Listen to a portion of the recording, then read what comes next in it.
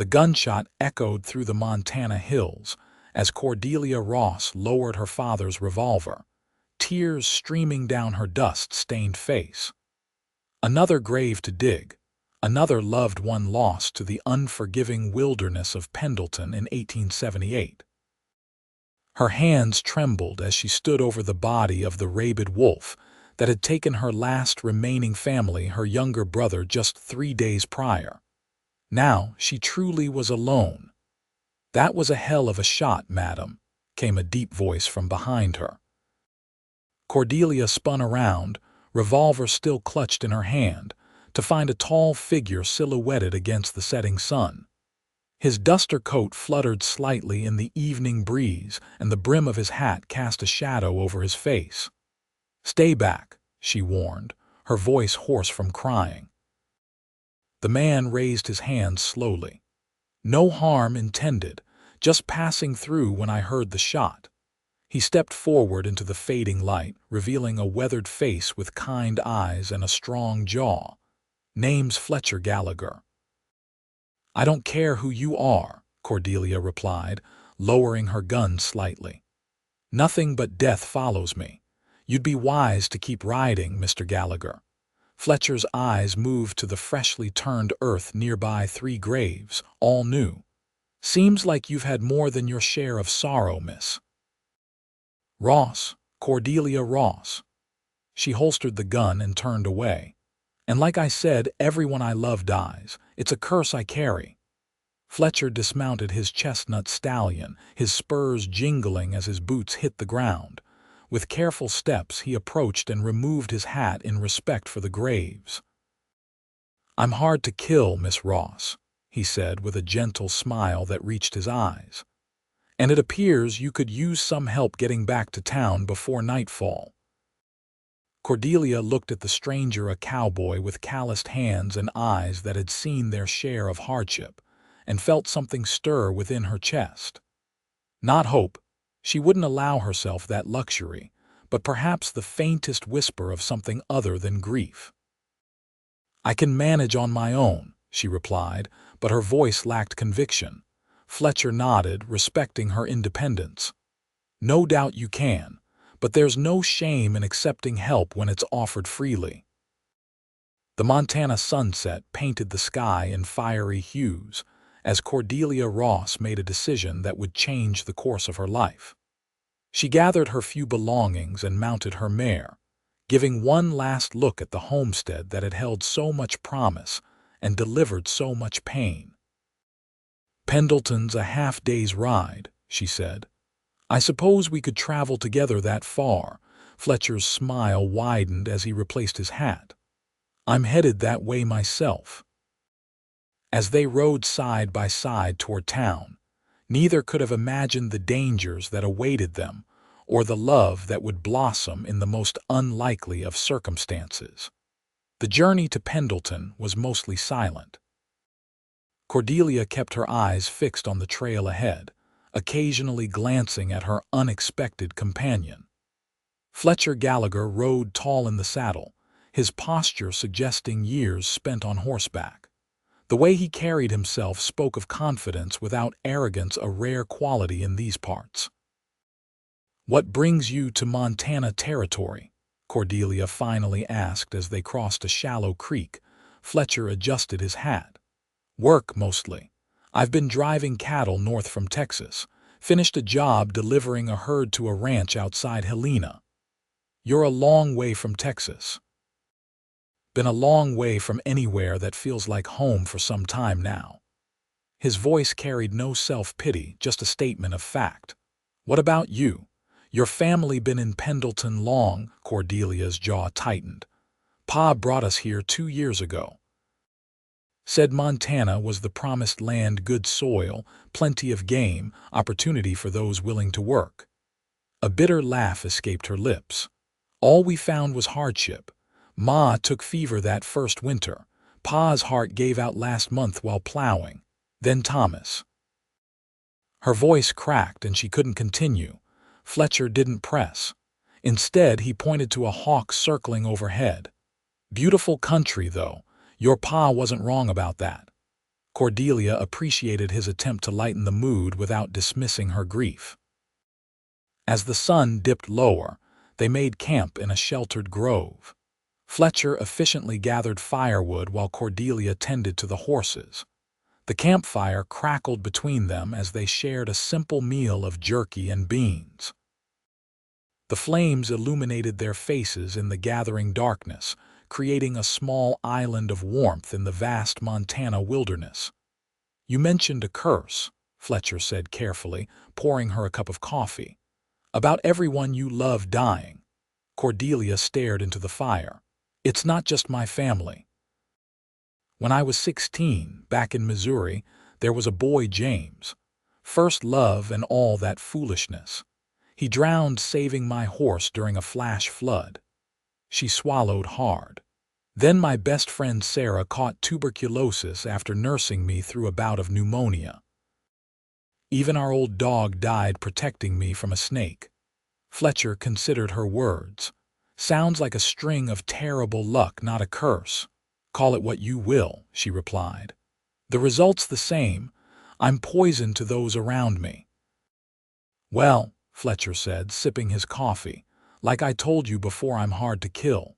Cordelia looked up sharply, ready to snap at his flippancy, but the expression on his face stopped her. There was no mockery there, only a quiet understanding. "You say that like it's been tested," she observed. Fletcher rolled up his sleeve to reveal a jagged scar running the length of his forearm. "Apache Arrow, 71. He unbuttoned his shirt collar to show another scar at his collarbone. "Bullet, Dodge City, 74. He pointed to his left thigh. "Gored by a longhorn in 76. "You've had your share of close calls," Cordelia acknowledged. "And that's not counting the fevers, the blizzards, or the time my horse threw me into a ravine." He smiled, but there was something in his eyes, a shadow of past pain. "I'm not boasting, Miss Ross. Just saying that fate's tried to collect me more than once, and I'm still here." Cordelia found herself studying his face in the firelight. Beneath the weathered exterior was a man perhaps only 5 or 6 years her senior, though experience had aged him beyond his years.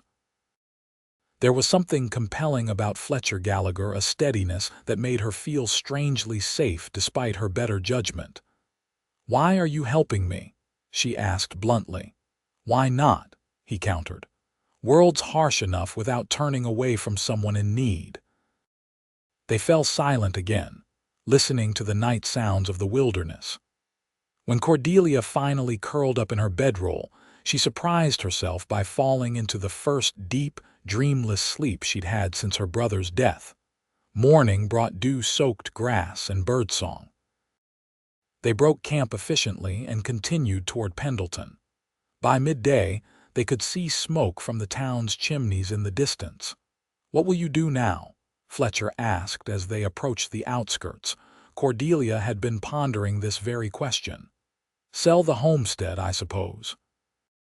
There's nothing for me there but ghosts. And after, I don't know, head east maybe, find work as a seamstress or a teacher." She straightened her back. "I've got some schooling and good hands, I'll manage." Fletcher nodded. "I believe you will." They rode into Pendleton, drawing curious glances from townsfolk not accustomed to seeing Cordelia Ross in the company of a stranger. The town was small but growing, a general store, saloon, blacksmith, church, and various other establishments lining the main street. "I need to speak with Mr. Hollister at the land office," Cordelia said as they reached the town center. "I suppose this is where we part ways, Mr. Gallagher." Fletcher tipped his hat. "Perhaps. I could use a hot bath and a real meal first. Might stay a day or two before moving on." Something like disappointment flickered in Cordelia's chest, though she quickly suppressed it. "The Magnolia Inn has clean rooms. Mrs. Pratchett serves a decent stew. Much obliged for the recommendation." He hesitated, then added, "Would you allow me to call on you this evening?" "Just to ensure you're settled." Cordelia wanted to refuse to remind him of her warning, but found herself nodding instead. I'll be staying at the boarding house until arrangements for the property are made." As Fletcher rode toward the Magnolia Inn, Cordelia watched him go, a strange mixture of emotions churning within her. She had meant what she said about her curse. Everyone she cared for had been taken from her, one way or another. Getting attached to Fletcher Gallagher or anyone would only end in tragedy. Yet as she turned toward the land office, Cordelia couldn't help but remember his words, "I'm hard to kill." She hoped, for both their sakes, that he was right. The land office was crowded with men examining survey maps and property listings. Conversations hushed momentarily as Cordelia entered, a woman alone in a predominantly male domain. She straightened her shoulders and approached the desk where Howard Hollister, the town's land agent, was examining documents through wire-rimmed spectacles. "Miss Ross," he greeted her, genuine sympathy in his eyes. "I was deeply sorry to hear about your brother. Such a tragedy, coming so soon after your father's passing." "Thank you, Mr. Hollister," Cordelia replied, keeping her voice steady. "I've come to discuss selling the homestead." Hollister removed his spectacles. "Are you certain? Your father put considerable work into that land. Another season might see it turning a profit." "I'm certain I can't." She paused, gathering herself. "I can't remain there." The land agent nodded understandingly. "Very well. I might have a buyer. The Blackwell outfit's been expanding. They've been acquiring smaller properties throughout the territory." "Blackwell?" Cordelia frowned. "I've heard that name mentioned in town. Chandler Blackwell, cattle baron from Wyoming. His representatives have been active in these parts." Hollister lowered his voice. "Between us, some folks aren't pleased with their methods, but they pay fair prices for land." Cordelia considered this. "I'm not particular about the buyer, Mr. Hollister. I just need enough to make a fresh start elsewhere." "I understand. I'll send word to their agent, Mr. Sloan. Could take a week or so to arrange an offer." He hesitated, then added, "Where will you go, if I might ask? East, perhaps, or California?" "Anywhere but here," she thought but didn't say. After completing the necessary paperwork, Cordelia stepped back onto Pendleton's Main Street. The afternoon sun beat down on the dusty thoroughfare as she made her way to the general store. She needed supplies and had put off coming to town while caring for her brother. Inside the mercantile, she was greeted by Eliza Sullivan, the storekeeper's wife. "Cordelia? Oh, my dear." The older woman hurried around the counter to embrace her. "We've been so worried. Pastor Miller told us about Thomas. Such a fine young man." Cordelia accepted the embrace stiffly, unused to physical affection after months of isolation. "Thank you, Mrs. Sullivan. You'll be staying in town now?" Eliza asked, keeping her voice low as other customers browsed nearby. "At the boarding house, yes, just until I can sell the property." Eliza's face fell. "You're leaving Pendleton, but this is your home." Cordelia began selecting items she needed: soap, coffee, a new hairbrush. "Not anymore." "Well, you know best, I suppose." Eliza sighed, then brightened slightly. "I saw you ride in with a gentleman. Not from these parts, is he?" "Just a traveler who offered assistance on the trail," Cordelia replied, hoping to discourage further questions. "Handsome fellow," Eliza observed with a hint of mischief. "Looked capable, too." Cordelia ignored the comment and placed her selections on the counter. As Eliza tallied the purchases, the bell above the door jingled, announcing new customers. Cordelia turned to see two men enter, strangers in expensive clothing that marked them as out-of-towners. "Afternoon, gentlemen," Eliza greeted them. The taller of the two removed his hat. "Madam, looking for some supplies, heading back to the Blackwell camp tomorrow." Cordelia's attention sharpened at the mention of Blackwell. These must be representatives of the outfit Hollister had mentioned. The men nodded politely in her direction before moving to examine hunting supplies. After paying for her purchases, Cordelia left the store and crossed to the boarding house where she had arranged to stay. Mrs. Winters, the proprietress, showed her to a small but clean room overlooking the street. "Supper's at 6, the older woman informed her. "We've got 3 other boarders at present, all gentlemen. I run a respectable house, so there's no funny business allowed." "You'll have no concerns with me, Mrs. Winters," Cordelia assured her. Left alone, Cordelia unpacked her meager belongings and sat on the edge of the narrow bed. For the first time in days, she had a moment to truly breathe. The grief was still there, a constant ache in her chest, but somehow the change of surroundings helped. Perhaps it was simply being away from the homestead with its fresh graves and bitter memories. Or perhaps it was the unexpected companionship she had found on the journey to town.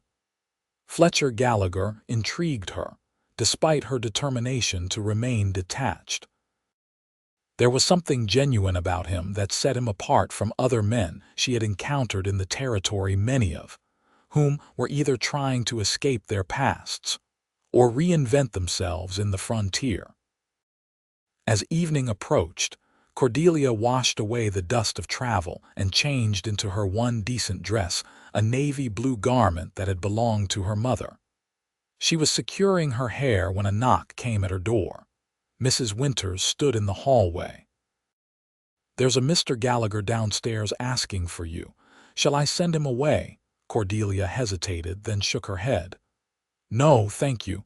I'll be down directly." Fletcher waited in the small sitting room, hat in hand. He had cleaned up, his hair still damp from bathing, and changed into a fresh shirt. He rose when Cordelia entered the room. "Miss Ross," he greeted her with a small bow. "You look well." "As do you, Mr. Gallagher." She noticed Mrs. Winters hovering nearby, clearly intending to chaperone. "Thank you for calling. I wondered if you might join me for supper at the hotel restaurant," he said. "I'm told they serve a fine meal," Mrs. Winters interjected. "Supper's included in Miss Ross's boarding fees." "Another time, perhaps," Fletcher suggested smoothly. "I merely wished to ensure you were settled comfortably." Cordelia surprised herself by saying, "I could accompany you for a short walk, if that would be acceptable, Mrs. Winters. The evening air would be welcome after being indoors." The proprietress pursed her lips but nodded. "Be back before dark, mind you." Outside, the setting sun cast long shadows down Pendleton's Main Street.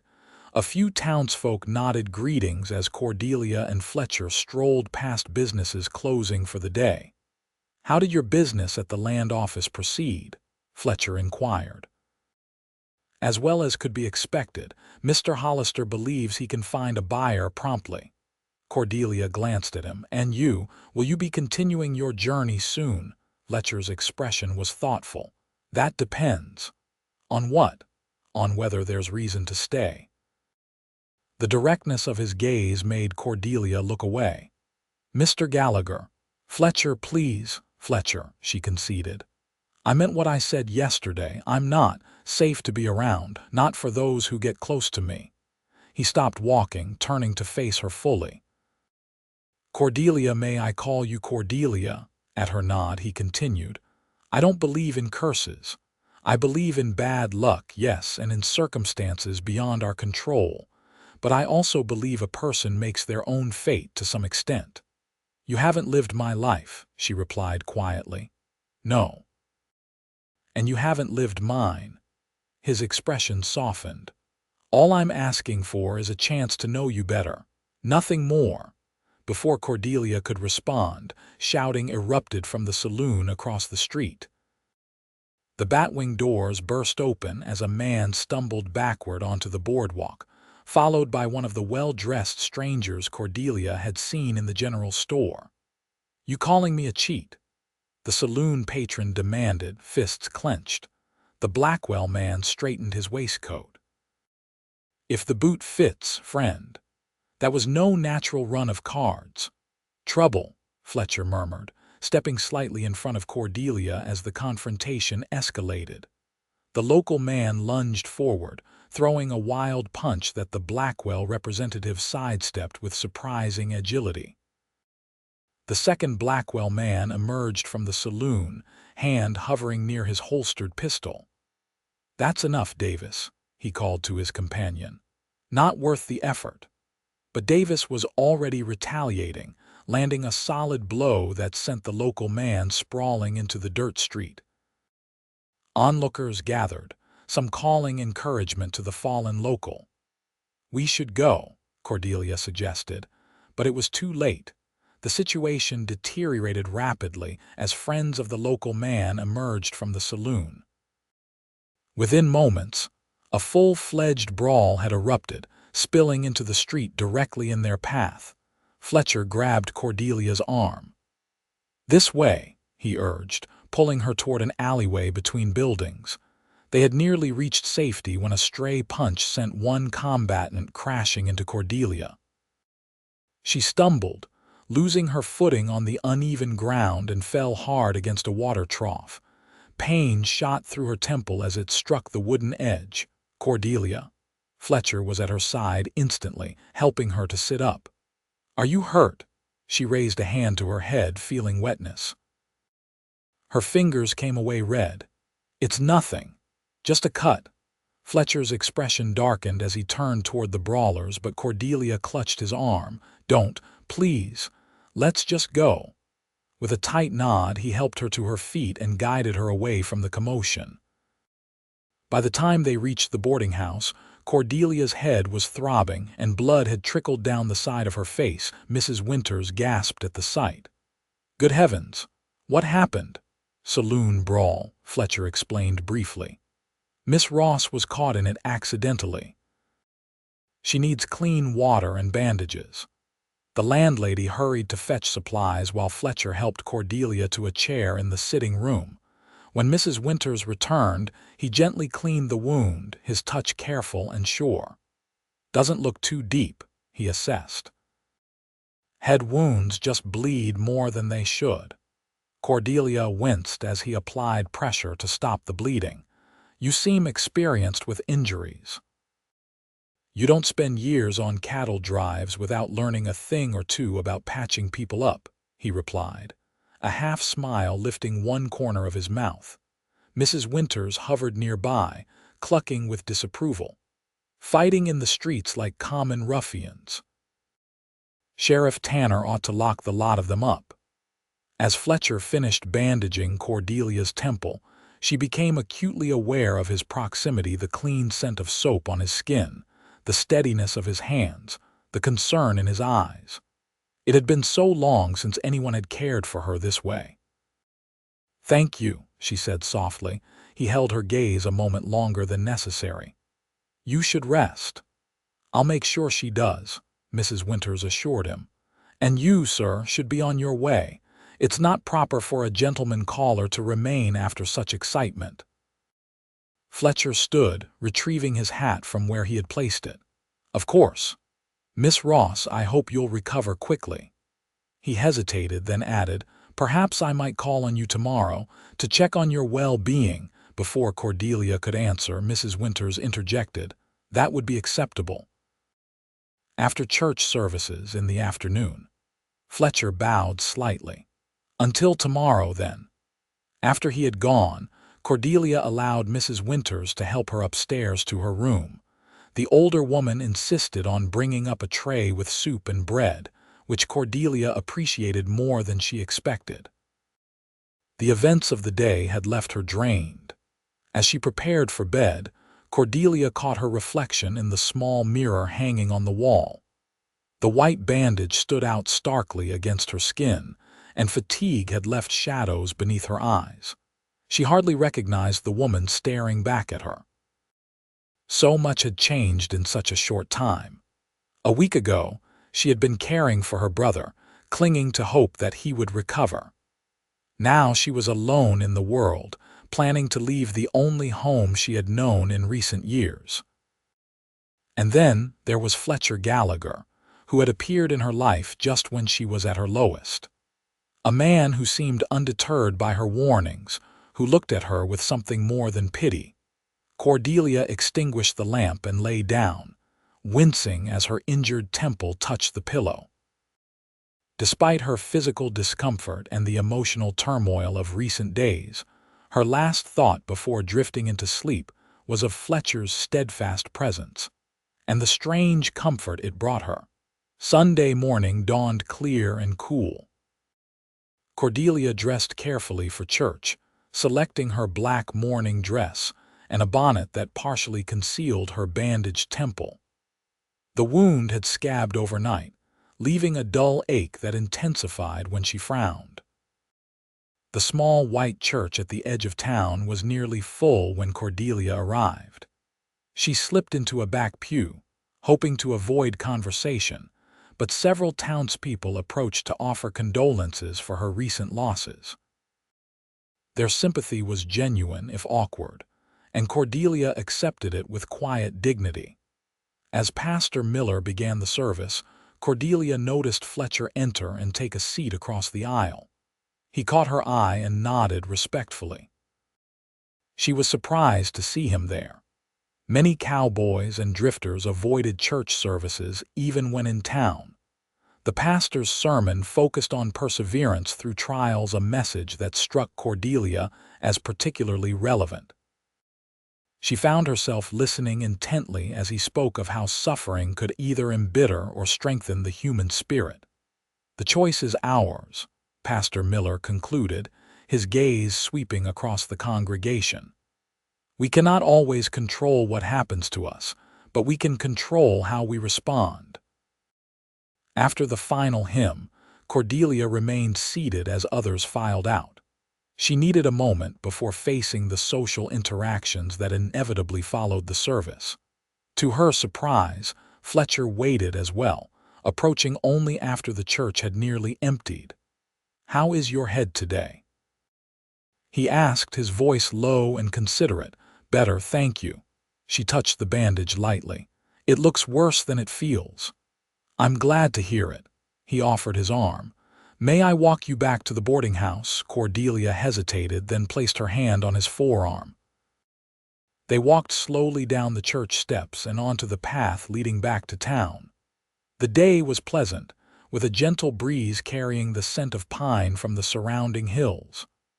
"I didn't expect to see you at the service," Cordelia remarked. Fletcher smiled slightly. "My mother would haunt me if I passed up a Sunday service when available. She was quite devout. She passed when I was 16. Influenza." His expression remained calm, though a shadow passed through his eyes. "Father followed 2 years later, heart trouble." Cordelia felt a surge of empathy. "So you understand." "Loss, yes," he glanced at her, "but I suspect you've had more than your share in a shorter time." They walked in comfortable silence for a while, passing families returning from church, children running ahead of their parents in their Sunday best. The normalcy of the scene struck Cordelia as both beautiful and painful, a reminder of what she had lost. "Have you decided when you'll leave Pendleton?" Fletcher asked eventually, "once the property sells?" "Mr. Hollister is contacting potential buyers." She paused. "And you? How long will you remain?" Fletcher seemed to choose his words carefully. "I've been considering staying on a while. Montana agrees with me, and I've been on the move for too many years." Something in his tone made Cordelia look up at him. "Are you saying you're thinking of settling here, in Pendleton?" "I'm saying I've found reason to consider it." His direct gaze left no doubt as to his meaning. Cordelia withdrew her hand from his arm. "Fletcher, you don't need to say anything," he interrupted gently. "I understand your concerns, but I've never been one to run from challenges." They had reached the boarding house porch. Cordelia turned to face him fully, needing him to understand. "This isn't a challenge to be overcome. The people I care about die, Fletcher. Every single one. I won't be responsible for another death." Fletcher's expression remained steady. Has it occurred to you that correlation isn't causation? That perhaps you've suffered a terrible streak of misfortune, but it's not because of you? That's a convenient explanation, she replied, her voice tight. It's also the rational one. He stepped closer. Cordelia, in my 30 years, I've faced death more times than I can count. Bullets, arrows, stampedes, fever, even a mountain lion once. I'm still here. You can't know, no one can know what tomorrow brings, he said softly. But I do know that living in fear of what might happen is no way to live at all. Cordelia felt tears threatening and blinked them back fiercely. I should go inside. Fletcher nodded, respecting her need for space. Would you join me for dinner at the hotel this evening? 6 o'clock. She should refuse. Every instinct for self-preservation urged her to cut ties now before any deeper attachment could form.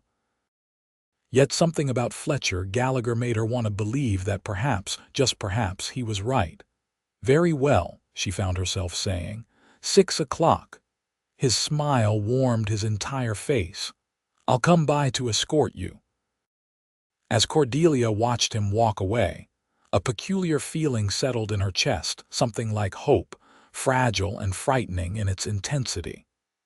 She quickly turned and entered the boarding house, determined not to dwell on it. Mrs. Winters was setting the dining room table for the midday meal. Was that Mr. Gallagher I saw you with? She asked, a knowing look in her eye. Yes, Cordelia replied, removing her bonnet. He's invited me to dinner at the hotel this evening. The landlady nodded approvingly. A proper gentleman, that one, not like some who pass through Pendleton. She straightened a fork with precise movements. Will you be accepting his invitation? I have, Cordelia confirmed, surprising herself with the decision all over again. Mrs. Winters smiled. Then you'll be wanting to refresh your appearance before then. That blue dress becomes you well. Cordelia went upstairs to change for the midday meal, her mind whirling with conflicting emotions. She had spent so long isolated in grief, pushing away any possibility of connection. Yet in just 2 days, Fletcher Gallagher had somehow begun to breach the walls she had built around her heart. It terrified her. After changing, Cordelia sat at her small writing desk and penned a letter to her aunt in St. Louis, her only remaining relative, though they had never been close. She described her intention to sell the homestead and perhaps travel east, carefully omitting the depths of her despair following her family's deaths. The letter complete, Cordelia sealed it and set it aside to post later. Then she sat quietly, gazing out the window at Pendleton's Main Street. Sunday afternoon had brought a peaceful lull to the town's activities, with most businesses closed and families at home. A knock at her door interrupted her thoughts. Miss Ross, Mrs. Winters called. Dinner is served. The boarding house dining room held 4 other residents, all men working in various capacities around Pendleton. They stood as Cordelia entered, and the meal proceeded with polite conversation about local happenings and the weather. When talk turned to the previous night's saloon brawl, Cordelia listened with interest. Those Blackwell men think they own Montana territory, complained Mr. Finch, a clerk at the bank. Throwing their weight around, trying to buy up every available parcel. They're offering fair prices, countered Mr. Denton, who worked for the stage company. More than fair in some cases. Sure, but what happens once they control all the water access? What happens to the small ranchers then? Finch shook his head. I've seen this pattern before, Mrs. Winters cleared her throat meaningfully. This is hardly appropriate dinner conversation, gentlemen. Miss Ross has recently suffered a loss and doesn't need to hear about business disputes. Cordelia spoke up. Actually, I'm interested. Mr. Hollister mentioned Blackwell might be interested in purchasing our homestead. The men exchanged glances. Well, they'd certainly pay well, Denton offered. Old man Blackwell's son is running operations now. Chandler Blackwell. Ambitious fellow. Too ambitious by half, Finch muttered. There's talk he's not particular about his methods. That's just rumor, Denton countered. Cordelia considered this information as the conversation shifted to other topics. By the time the meal concluded, she had decided to ask Fletcher about Blackwell Enterprises. As a cattleman himself, he might have insights the townsfolk lacked. The afternoon passed slowly. Cordelia spent part of it reading her Bible, finding comfort in familiar passages. As the appointed hour approached, she changed into her blue dress and arranged her hair as best she could, working around the bandage on her temple. Mrs. Winters appeared at her door just as Cordelia was finishing. "Mr. Gallagher has arrived," she announced, then added in a lower voice, "He's brought flowers." Cordelia felt color rise in her cheeks. "Thank you. I'll be down directly." Fletcher waited in the sitting room, a small bouquet of wildflowers in hand. He had dressed for the occasion in a clean, dark suit that fit his broad shoulders well. When Cordelia entered, he stood immediately, appreciation evident in his eyes. "You look lovely," he said, offering her the flowers. "These pale in comparison, but I thought you might enjoy them." "Thank you," Cordelia replied, genuinely touched by the gesture. "They're beautiful." Mrs. Winters bustled forward with a small vase. "I'll put these in water for you, dear. You two run along and enjoy your evening." The Montana Hotel restaurant was the finest establishment in Pendleton, which wasn't saying much by Eastern standards, but it did offer tablecloths, proper cutlery, and a decent selection of dishes beyond the usual frontier fare. The maitre d' led them to a table by the window overlooking the street. Fletcher held Cordelia's chair for her, then took his own seat across from her. In the soft lamplight, his features appeared less weathered, revealing the younger man beneath the cowboy exterior. "I hope you don't mind my forwardness in bringing flowers," he said after they had ordered. "I saw them growing by the creek and thought of you." "It was kind," Cordelia assured him. "It's been some time since anyone has shown me such consideration." Fletcher studied her thoughtfully. "Tell me about yourself, Cordelia. Not just the sorrows, though those are part of you too, but what brings you joy. What did you dream of before life took its cruel turns?" The question caught her off guard. It had been so long since she had thought beyond survival and grief that she had to search her memory for the answer. "I loved to draw once," she admitted. "Landscapes, animals, portraits sometimes. Ma said I had a gift for capturing likenesses." A small smile touched her lips at the recollection. "I wanted to study art properly, maybe teach it someday." "Do you still draw?" She shook her head. "There hasn't been time or purpose." "Perhaps you could find that purpose again," Fletcher suggested. "Talent shouldn't be wasted." Their meals arrived: roast beef for Fletcher, chicken for Cordelia, momentarily pausing their conversation. As they ate, Cordelia found herself relaxing in Fletcher's company. There was an ease about him that invited confidence. "What about you?" she asked. "Was cattle driving your ambition in life?" Fletcher chuckled.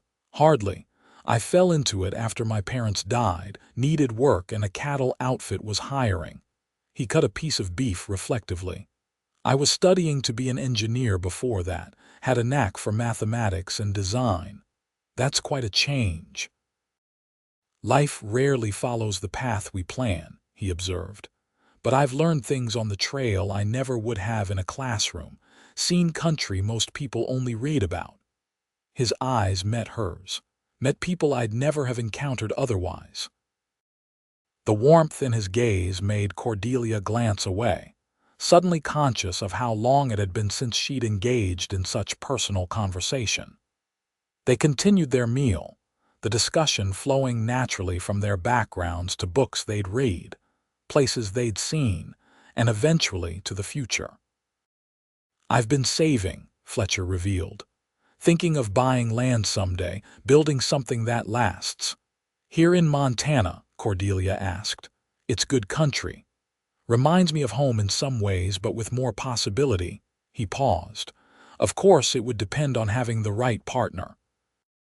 A man needs more than land to build a life worth living.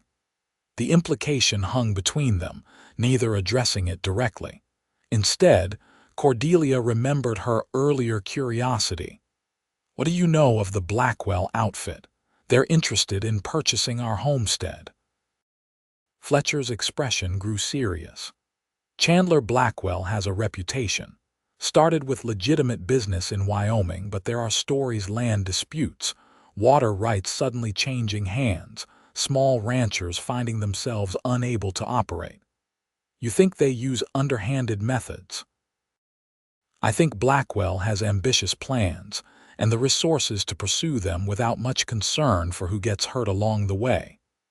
Fletcher leaned forward. If they're offering for your land, the price will be fair, maybe even generous, but you might consider who you're enabling. Cordelia frowned. I hadn't thought of it that way. It's just something to consider.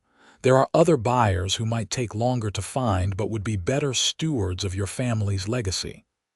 After dinner, they stepped out into the cool evening air. Stars glittered overhead in a clear sky as Fletcher offered his arm for the walk back to the boarding house. Cordelia accepted, finding comfort in his steady presence beside her. "Thank you for a lovely evening," she said as they approached her temporary home. "It's been restorative to think of something beyond grief for a while." Fletcher stopped at the foot of the porch steps, turning to face her. "Cordelia, I know we've known each other only a short time, but I feel," he hesitated, choosing his words carefully. "I feel a connection to you that I can't explain. I'm not asking for promises, just a chance to see where this might lead." Cordelia looked up at him, moonlight silvering his features. "You know my fears." "I do." His voice was gentle but firm. "And I still stand by what I said. I'm hard to kill." Despite herself, Cordelia smiled at his persistent confidence. "You're either the bravest man I've met or the most foolish." "Perhaps a bit of both," Fletcher admitted with a rueful grin. Then, with unexpected tenderness, he reached out to touch her cheek lightly. "May I call on you again tomorrow?" The warmth of his fingertips against her skin sent a flutter through Cordelia's chest. Every instinct warned her to pull away, to protect him from the fate that seemed to befall anyone who cared for her. Yet she found herself nodding. "Yes," she whispered. "I'd like that." Their gazes held for a long moment before Fletcher stepped back, respectfully maintaining propriety. "Good night, Cordelia Ross." "Good night, Fletcher Gallagher." As Cordelia prepared for bed that night, she found herself humming softly a habit she had abandoned months ago when sorrow had crushed all joy from her life. The realization stopped her mid-note. Was she allowing herself to hope again? To feel something beyond the numbing grief that had become her constant companion? The thought was as terrifying as it was exhilarating. Lying in the darkness, Cordelia made a decision. She would give herself and Fletcher 1 week. 1 week to see if the connection between them was real or merely the product of her loneliness and his kindness. Then, she would decide whether to let him into her heart or maintain the protective walls she had built around it. With that resolution, she drifted into sleep, dreaming not of graves and loss, but of wildflowers and possibilities. The next morning, Cordelia visited the land office to check on the status of her property. Howard Hollister looked up from his desk as she entered, his expression brightening. "Miss Ross, perfect timing. I was about to send a messenger to the boarding house." He shuffled through papers on his cluttered desk. "I've had a response regarding your homestead. The Blackwell representative would like to see the property tomorrow if that's agreeable." Cordelia hesitated, remembering Fletcher's cautionary words about Blackwell's business practices. Mr. Hollister, are there other potential buyers I might consider? The land agent's eyebrows rose in surprise. Well, yes, eventually. But Blackwell can offer immediate purchase, likely at a premium. Most local ranchers would need time to arrange financing. I'm not in such a hurry that I can't wait for the right buyer, Cordelia decided. Please inform the Blackwell representative that I'm considering all options at present. Hollister studied her curiously. May I ask what prompted this change? Yesterday you seemed eager to conclude matters quickly. Let's just say I've been advised to consider the long-term implications of who acquires the land. I see. Hollister nodded slowly. Very well. I'll continue to explore other possibilities while keeping Blackwell's interest on the table. Cordelia thanked him and stepped back onto the street, feeling oddly lighter for having made the decision. She had no particular attachment to the homestead itself. Too many painful memories lingered there. But the thought of it becoming part of something that might harm the community troubled her. She was so preoccupied with these thoughts that she nearly collided with a man exiting the telegraph office. "Pardon me," she began, then recognized one of the Blackwell representatives from the saloon brawl. His name was Davis. If she recalled correctly, his eyes narrowed in recognition as well. "Miss Ross, isn't it? I was just sending a wire about your property." "Mr. Davis," Cordelia nodded coolly. "I've just informed Mr. Hollister that I'm considering multiple offers for the homestead." A flash of irritation crossed his features before he schooled them into a pleasant smile. "That's certainly your prerogative, madam, but I assure you, no one will match Blackwell's offer." "Perhaps money isn't my only consideration," she replied evenly. Davis stepped closer, lowering his voice. "A woman alone in the world should think practically. Sentiment doesn't pay for food or shelter." Something in his tone, condescending and vaguely threatening, raised Cordelia's hackles. "Thank you for your concern, Mr. Davis, but I'm quite capable of managing my affairs."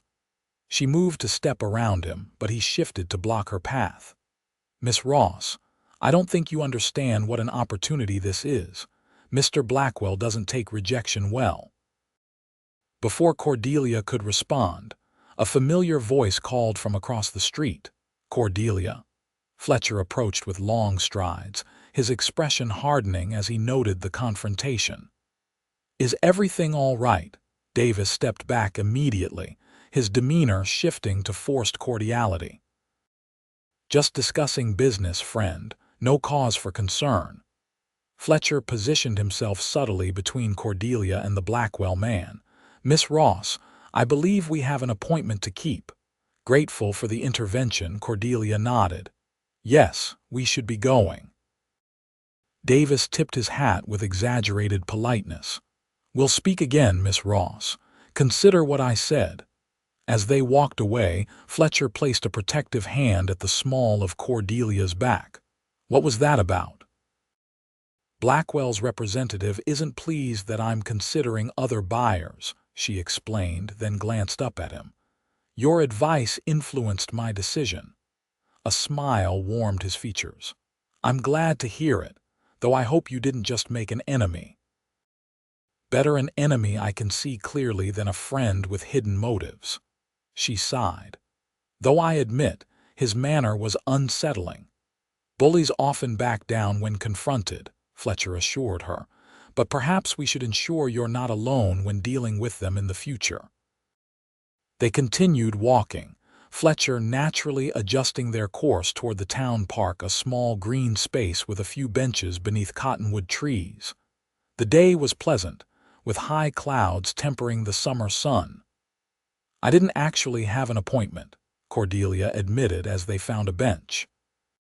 "Thank you for the timely rescue." Fletcher sat beside her, leaving a respectable distance between them. "I was hoping to see you this morning. Thought I'd try the land office first, given your business there."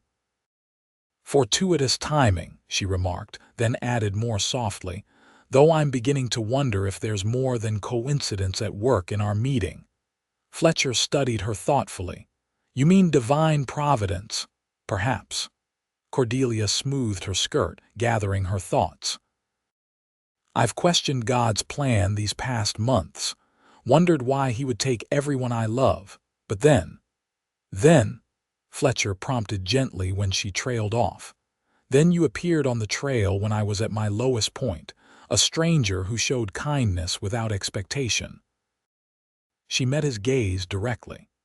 "I still fear what might happen if I allow myself to care for you, Fletcher, but I'm starting to believe that living in fear of loss isn't really living at all." Fletcher's expression softened with understanding. "Caring for someone always involves risk, Cordelia. Even without your history, that would be true." "I know." She took a deep breath. "Which is why I've decided to stay in Pendleton a while longer, not just until the homestead sells, but to see what might develop here." The hope that bloomed in Fletcher's eyes made Cordelia's heart quicken. He reached for her hand, holding it gently between his own. "I'm very glad to hear that," he said, his voice husky with emotion, "because I've decided to stay as well. In fact, I've arranged to speak with Jacobson at the livery about taking on work while I explore more permanent possibilities." They sat in companionable silence for a moment, the significance of their mutual decisions settling between them.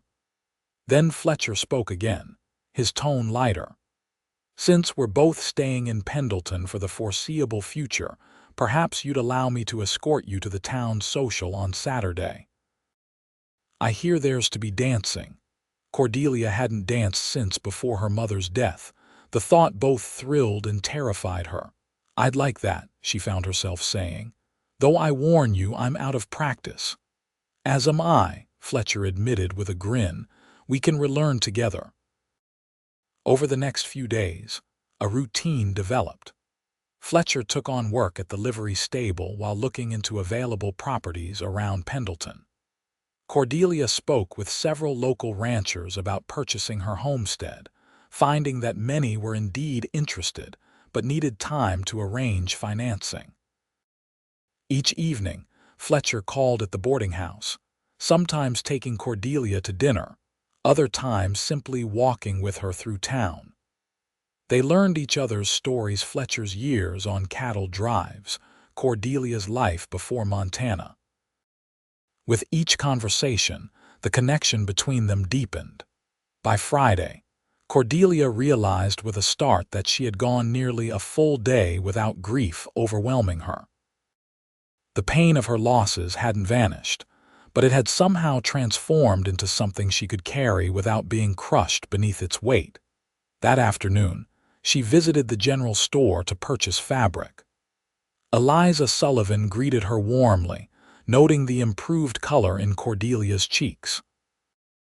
"You're looking better, my dear," the storekeeper's wife observed. "Is that cowboy of yours responsible for the change?" Cordelia felt herself blush. "He's hardly mine, Mrs. Sullivan."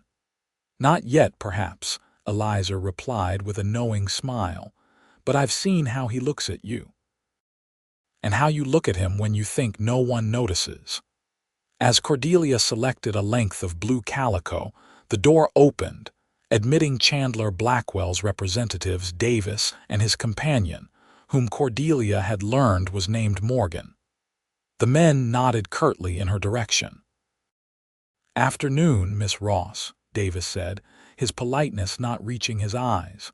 "Still considering your options?" "I am," Cordelia replied evenly. "Several local ranchers have expressed interest in the property." Morgan snorted dismissively. "Local operations can't match our resources.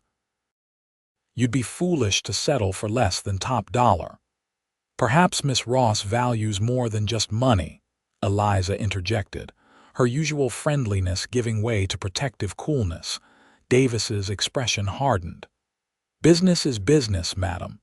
Sentiment is a luxury for those who can afford it."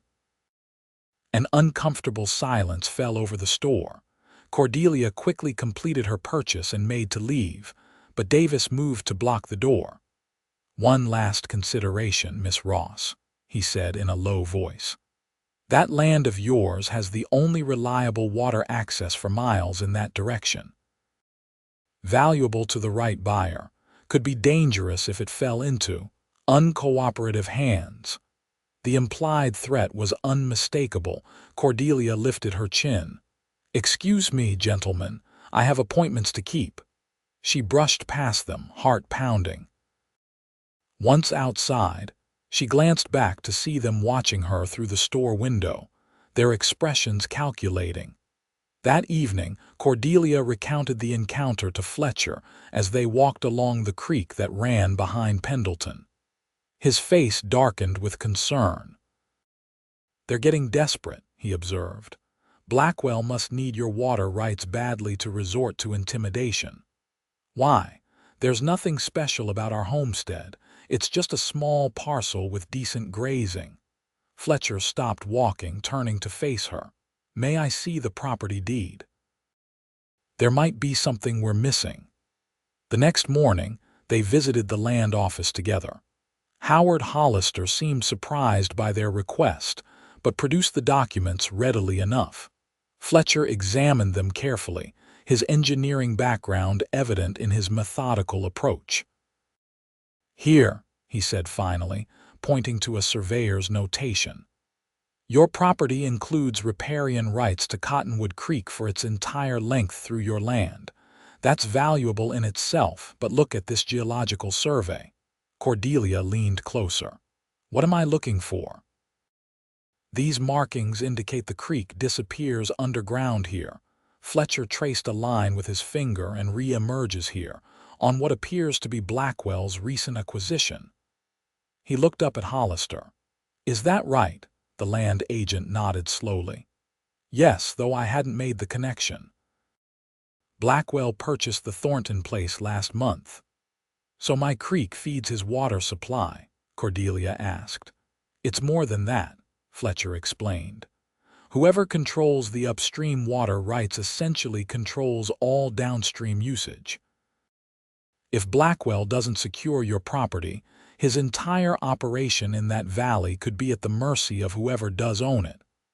Hollister cleared his throat uncomfortably. "That would explain their aggressive interest."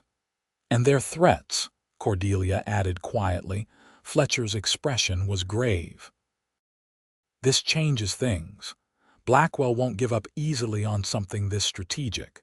As they left the land office, Cordelia felt a chill despite the warm summer day. "What should I do? I can't let myself be bullied, but I don't want trouble." Fletcher took her hand, squeezing it reassuringly. "You have options. The right buyer could protect both the land and the community's interests." He hesitated, then added, "I'd like to discuss something with you. Not here, perhaps we could ride out to the property tomorrow, see it together in the light of this new information." Cordelia agreed, curious about what Fletcher had in mind. They arranged to meet early the next morning, planning to return well before the town social in the evening. That night, Cordelia slept fitfully, troubled by dreams of dark water and faceless men. She woke before dawn, dressing in her riding clothes, a split skirt and sturdy blouse practical for horseback. Fletcher was waiting at the livery when she arrived, 2 horses already saddled. He helped her mount, his hands strong and sure at her waist. The gesture was becoming familiar, a comfort rather than an intrusion. They rode east from Pendleton as the sun crested the mountains, painting the landscape in golden light.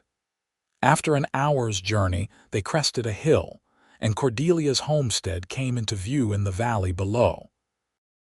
The modest cabin, the barn with its sagging roof, the fields her father had laboriously cleared all appeared smaller and more fragile than she remembered. And beyond them, the 3 fresh graves beneath the old oak tree. Cordelia reined in her horse, suddenly uncertain. She hadn't returned since Fletcher had found her that day, grieving and alone. The memories threatened to overwhelm her once more. As if sensing her distress, Fletcher drew his mount alongside hers. We don't have to go down if it's too painful, he said gently. Cordelia took a deep breath, steadying herself. No, I need to see it one more time, to say goodbye properly. They rode down into the valley, tying their horses at the hitching post her father had built. Fletcher remained respectfully silent as Cordelia walked slowly around the property, touching familiar objects, saying her farewells to the place that had been both haven and heartbreak. Finally, she approached the graves, kneeling beside them. Fletcher stood a short distance away, giving her privacy for this moment. Cordelia placed a hand on each mound of earth, whispering words of love and remembrance to her family. When she rose, her eyes were dry. The grief remained, but the sharp edges had softened somewhat. She joined Fletcher, who had moved to examine the creek running through the eastern portion of the property. "It's beautiful land," he observed. "Your father chose well." "He had dreams of building something lasting," Cordelia replied. "A legacy for Thomas and me." Fletcher turned to her, his expression earnest. "That legacy doesn't have to end, Cordelia." "What do you mean?" He gestured to the surrounding landscape. "This land could still fulfill your father's vision. In the right hands." Cordelia studied him curiously. "Fletcher, what are you suggesting?" "I've been looking at properties around Pendleton, as you know." He seemed suddenly nervous, choosing his words with care. "What I haven't told you is that I've come into some money. My uncle passed last year, leaving me his savings. I've been waiting for the right opportunity to invest it." Understanding dawned on Cordelia. "You want to buy the homestead. I want to build something here." Fletcher took her hands in his. "Cordelia, I know we've known each other only a short time, but I've never been more certain of anything in my life. I care for you deeply." Her heart thundered in her chest. "Fletcher, I'm not proposing marriage," he clarified quickly. "Not yet. That would be too soon for both of us. But I am proposing a partnership of sorts. Let me purchase the homestead, improve it, make it profitable.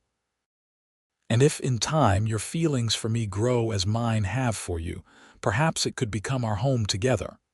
Cordelia stared at him, overwhelmed by the unexpected proposal. "And if my feelings don't develop that way, then I would still honor our arrangement," Fletcher assured her. "The property would be mine, but you would always be welcome here, and I would never sell the water rights to anyone who would misuse them." It was a generous offer, one that solved many problems while creating new possibilities. Yet Cordelia's old fear resurged, squeezing her heart. "What about my curse?" she asked quietly. "Everyone I love dies, Fletcher. I couldn't bear it if I told you before," he interrupted gently. "I'm hard to kill, and I don't believe in curses. I believe in you, in us." Cordelia looked around the homestead, at the creek flowing clear and strong, at the fertile soil her father had tilled with such hope, at the mountains rising majestically in the distance. Then she looked at Fletcher, his eyes reflecting the same strength and steadiness he had shown since the moment they met. "Yes," she said finally. "Yes to your proposal, the business arrangement at least, the rest. Time will tell." Fletcher's smile was radiant. He lifted her hands to his lips, kissing them reverently. "That's all I ask. Time to show you that some loves are stronger than fear, even stronger than death." They spent the next hour walking the property, Fletcher noting improvements he would make, Cordelia sharing her father's original plans for the land. Their conversation flowed easily, a blend of practical considerations and shared visions that felt remarkably natural. As midday approached, they prepared to return to Pendleton. Before mounting their horses, they visited the graves once more, standing side by side in respectful silence. "They would have liked you," Cordelia said softly. "Especially Pa. He valued honesty and hard work above all else." "I wish I could have known them," Fletcher replied. "But I promise you this, their memory will be honored here. This land will flourish as they dreamed." The ride back to town was lighter somehow, despite the solemnity of their morning. They discussed arrangements for the property transfer, agreeing to meet with Howard Hollister on Monday to formalize the agreement. As they approached Pendleton, Fletcher glanced at Cordelia. "I hope our business discussion hasn't overshadowed the social tonight." "I'm still looking forward to that dance you promised me." Cordelia smiled, feeling a warmth that had nothing to do with the summer sun. "As am I." They parted at the boarding house, Fletcher heading to the livery to return the horses while Cordelia prepared for the evening's festivities. As she bathed and dressed, selecting her blue dress and arranging her hair, Cordelia reflected on the rapid changes in her life. A week ago, she had been drowning in grief, convinced she was cursed to lose everyone she cared for. Now she was preparing for a dance, having just agreed to a business arrangement that held the promise of something more profound. Was she being reckless? Perhaps. But Fletcher's steady presence had awakened something in her, not just romantic feelings, though those were certainly developing, but a renewed sense of possibility. A belief that perhaps the future could hold joy as well as sorrow. Mrs. Winters knocked at her door as Cordelia was pinning a small brooch to her bodice. "Mr. Gallagher has arrived, dear. And don't you look lovely?" Fletcher waited downstairs, dressed in his best suit, his usually unruly hair neatly combed.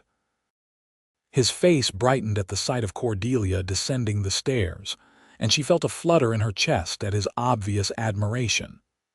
"You're beautiful," he said simply, offering his arm. The town hall had been transformed for the social, with bunting and lanterns creating a festive atmosphere. A small band played on a raised platform at one end of the room, while tables laden with food and punch lined the opposite wall. Most of Pendleton's residents had turned out for the event, dressed in their finest. As Fletcher and Cordelia entered, several people greeted them warmly. News traveled quickly in small towns, and it seemed their developing relationship had not gone unnoticed. Eliza Sullivan approached with her husband, introducing them formally and expressing delight at seeing Cordelia participating in community events again. "It does my heart good to see you smiling," Eliza said, patting Cordelia's hand. "And you've chosen excellent company." The music shifted to a waltz and Fletcher turned to Cordelia. "May I have this dance?" She placed her hand in his, allowing him to lead her to the dance floor. Fletcher's arm encircled her waist with gentle firmness as they began to move in time with the music. Despite their mutual warnings about being out of practice, they found their rhythm quickly, moving together as if they had danced many times before. "This feels right," Fletcher murmured, his voice low enough that only she could hear. Cordelia looked up into his eyes, seeing her own emerging feelings reflected there. "Yes," she agreed softly. "It does." They danced several more numbers before taking a break for refreshments. As Fletcher went to fetch them punch, Cordelia found herself approached by Sheriff Tanner, Pendleton's law enforcement officer. "Evening, Miss Ross," he greeted her. "Good to see you enjoying yourself. You've had a rough go of it lately." "Thank you, Sheriff. Things are improving." The lawman nodded, then lowered his voice. "I should warn you Blackwell's men are in town tonight. Not at the social, but they've been drinking at the saloon since noon. Might be best to avoid that end of town when you head home." Cordelia's contentment dimmed slightly at this news. "Have they caused any trouble?" "Not yet. But they're asking questions about you and Gallagher. Seems they're not pleased about something." Sheriff Tanner glanced toward Fletcher, who was returning with their drinks. "Gallagher seems a good sort, steady. But those Blackwell boys can be unpredictable when they're in their cups." Fletcher rejoined them, handing Cordelia a cup of punch. Sheriff Tanner tipped his hat and moved on, but not before giving Fletcher a meaningful look that clearly communicated his warning. "Problem?" Fletcher asked quietly. Cordelia explained what the sheriff had told her. Fletcher's expression remained calm, but she noticed a new alertness in his posture. "We'll take the long way back to the boarding house," he decided. "No need to borrow trouble." The remainder of the evening passed pleasantly, though Cordelia found herself glancing occasionally at the door, half expecting Davis or Morgan to appear. They did not, however, and gradually she relaxed back into the festivities. As the social began to wind down, Fletcher and Cordelia took one last turn around the dance floor. This time, he held her closer, their movements more intimate as the band played a slow, romantic melody. Cordelia rested her head against his shoulder, allowing herself to savor the moment without fear or reservation. When the music ended, Fletcher's hand remained at the small of her back as they said their goodbyes and stepped out into the night. The streets of Pendleton were quiet. Most establishments closed except for the saloon at the far end of town, from which spilled light and raucous laughter. True to his word, Fletcher guided Cordelia along a circuitous route that avoided passing near the saloon. The night was clear and mild, stars glittering overhead as they walked in comfortable silence, her hand tucked in the crook of his arm. They were within sight of the boarding house when a voice called from the shadows. "Well, ain't this sweet? The widow and her cowboy." Cordelia stiffened as Davis and Morgan emerged from an alleyway, blocking their path. Both men were obviously intoxicated, swaying slightly as they approached. Fletcher positioned himself slightly in front of Cordelia. "Evening, gentlemen. You're out late." "Been celebrating," Morgan slurred. "Big plans for Blackwell Enterprises. Gonna control this whole valley." Davis elbowed his companion sharply. "Shut up, you fool." He focused on Cordelia, his expression darkening. "Heard some interesting news today, Miss Ross. Seems you're selling your homestead after all, just not to us." "My business arrangements are my own concern," Cordelia replied evenly, though her heart hammered in her chest. "See, that's where you're wrong." Davis took a step closer. "When those arrangements interfere with Mr. Blackwell's plans, they become his concern, and ours." Fletcher's voice remained calm but carried a steely undertone. "I suggest you men head back to your hotel and sleep it off. This isn't a conversation worth having tonight." "Maybe we don't feel like waiting," Morgan retorted, his hand drifting toward the pistol at his hip. The tension in the air thickened. Cordelia glanced toward the boarding house, wondering if anyone might hear if she called for help. Fletcher seemed to sense her thoughts. "Cordelia, when I move, I want you to run to the boarding house. Don't look back." Before she could respond, Davis lunged forward, grabbing for her arm. Fletcher reacted instantly, shoving the man backward with enough force to send him sprawling in the dirt. Morgan drew his pistol, but Fletcher was faster, delivering a sharp blow to the man's wrist that sent the weapon clattering to the ground. "Run!" Fletcher shouted to Cordelia. She hesitated only a fraction of a second before gathering her skirts and dashing toward the boarding house. Behind her, she heard the sounds of struggle grunts, the impact of fists, a crash as someone was thrown against a water barrel. Cordelia reached the porch and turned back to see Fletcher grappling with both men. Despite being outnumbered, his movements were precise and effective, his trail-hardened strength evident as he defended himself. Davis managed to land a blow to Fletcher's jaw, but received a more devastating punch to the midsection in return, doubling over in pain. Morgan retrieved his fallen pistol and raised it. Cordelia screamed a warning. Fletcher dove sideways as the gun discharged, the bullet splintering the wooden post where he had stood moments before. The gunshot brought lights to windows and people to doorways. From down the street, Sheriff Tanner's voice bellowed. "Drop that weapon," Morgan hesitated, then let the pistol fall. Davis, still bent over and gasping for breath, raised his hands in surrender. The sheriff and his deputy quickly secured both men, disarming them and checking for additional weapons. Cordelia rushed to Fletcher's side. "Are you hurt?" He touched his jaw gingerly. "Nothing serious. Are you all right?" She nodded, her hands trembling as the danger receded. Sheriff Tanner approached after handing the Blackwell men over to his deputy. "They'll spend the night in jail sobering up," he informed them. "Drunk and disorderly at minimum, attempted assault at worst. You two should come by the office tomorrow to give statements."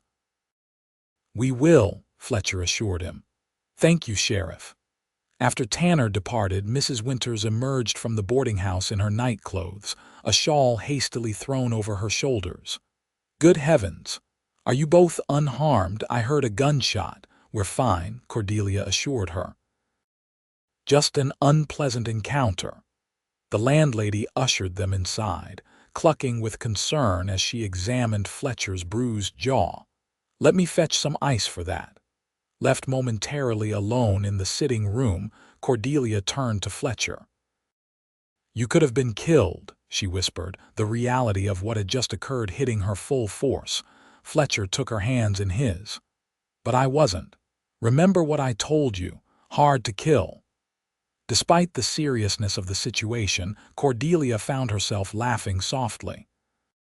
"You are the most infuriatingly confident man I've ever met, Fletcher Gallagher," his expression sobered. "Only about certain things, like knowing that what's developing between us is worth fighting for." He reached up to touch her cheek. "Worth any risk."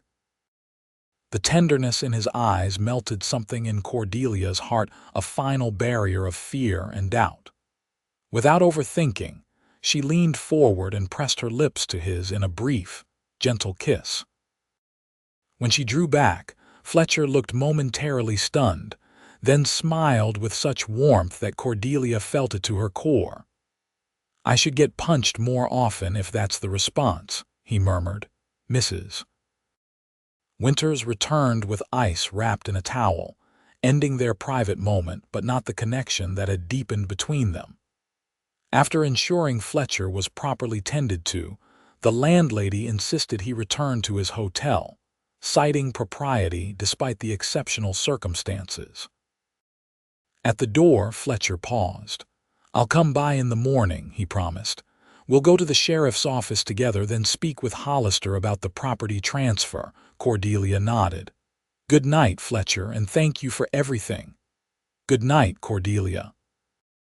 He touched her hand once more, then departed into the now quiet night.